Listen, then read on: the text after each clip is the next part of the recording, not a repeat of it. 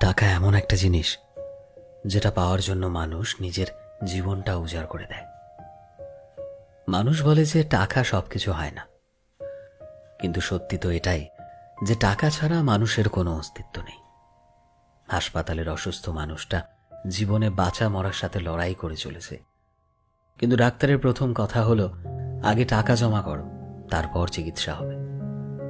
স্কুলে পড়লে টাকা, কলেজে শিক্ষা নিতে গেলেও টাকা, আর চাকরিতে সম্মান টাকার কাছে হার মেনে যায়। কোথাও গেলে টাকাটাই সবার আগে দরকার হয়। টাকা থাকলেই মানুষ মানুষকে মানুষ ভাবে। টাকা ছাড়া মানুষটা যতই সৎ ভালো মানুষ হোক না কেন, সমাজ সেই মানুষটাকে অবহেলা করতে শুরু করে। বাস্তব তো এটাই যে টাকা শুধু দরকারই হয় না, আজকের মানুষের প্রয়োজন হয়ে উঠেছে। যার কাছে টাকা আছে সেই ঠিক, সে সব থেকে বড়, সে সবচেয়ে বড় সম্মানের যোগ্য।